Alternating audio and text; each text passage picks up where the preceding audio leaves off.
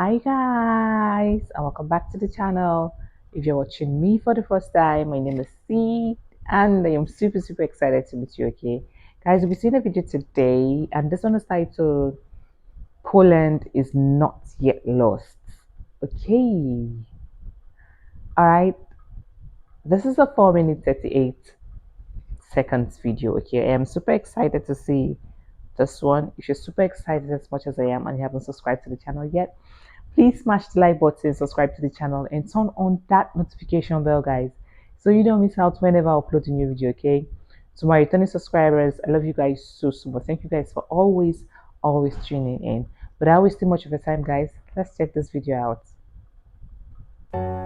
Poland is not yet lost, or at least not since the end of the First World War, where it regained its independence. In 1919, Poland finds itself at war with Russia, where the Bolsheviks have gained the upper hand. Their leader Vladimir Lenin saw Poland as a bridge to bring communism to Central Europe. A year into the war, the Red Army launches a successful offensive, forcing a Polish retreat all the way to Warsaw. Poland's very survival was again at risk. Russia's objective was to occupy all of Poland. With this, the Red Army called for a mass push towards the Polish capital. As the Polish lines shortened, retreat became more organized. Polish commander and head of defense of the capital, Józef Pilsudski, called for Polish forces to withdraw across the Vistula River and defend the bridgeheads. The 1st and 2nd armies would take on a passive role, holding the main Soviet push as Warsaw's last line of defense.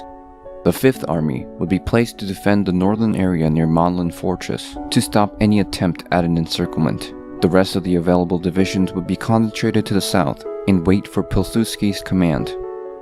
August 12th, the attack came led by Mikhail Tukhachevsky, sending in the Soviet 16th Army against the Polish 1st Army, guarding Warsaw, while the Soviet 3rd, 4th, and 15th armies pushed into the northwestern front. During the offensive, the Mazir Group was deployed to protect the Soviet southern flank. Tukhachevsky concentrated his attack on the northwestern front in order to swing behind Warsaw, as this was a move done in 1831 by the Russian Empire to crush the Polish uprising with relative ease. Pilsudski knew this all too well and was able to predict the Soviets' movements. The Russians steadily advanced further into Polish territory. Intense fighting on the central front saw the city of Razmin change hands several times before finally falling to the Red Army. In the north, the Polish 5th Army was against 3 armies, both numerically and technologically superior. Around midnight, a regiment managed to break through the Soviet line and sabotaged a radio station used by the Soviet 4th Army, successfully cutting it off from headquarters. The 4th Army continued its march west, unaware of Tukhachevsky's order to turn south. The Polish 5th Army counterattacked on August 14th against the Soviet 3rd and 15th Army, pushing back Soviet units away from Warsaw. The mindset of military leaders differ on the two sides. The Polish were fighting for their survival, so naturally their morale was much higher than the Soviet troops. Their only objective was to save their country. Pilsudski even handed in a letter of resignation from all state functions so he could concentrate on the war effort. This way, even in the event of his death, his absence would not paralyze the state. The Soviet military, on the other hand, were disunited without a common goal. Tukhachevsky and Yegorov of the 12th Army disagreed on overall strategy of the war. This, paired with Stalin's political maneuvering, meant the 12th Army would not participate in Tukhachevsky's offensive.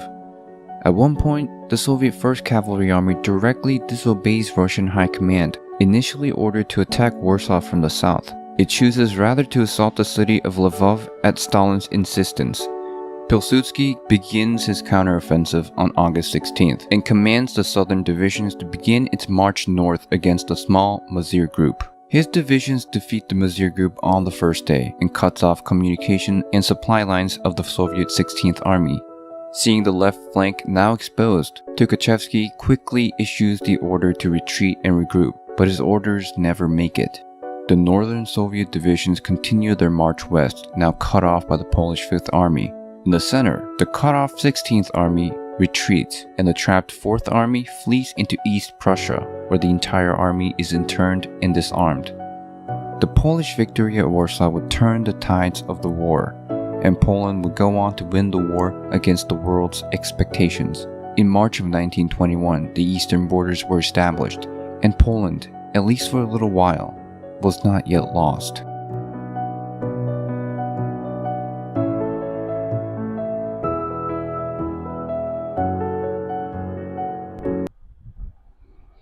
Okay, you guys, that was an interesting one right there from Poland. Okay, thank you guys for putting your lives on the line to make sure the world is a better place. Okay, you guys are doing an amazing job. Shout out to you guys. Thank you guys so much for all you do. Thank you guys for recommending this video. If you have any suggestions or recommendations, always drop in the comment section. Okay, thank you guys for watching and see you guys in my next video. Bye.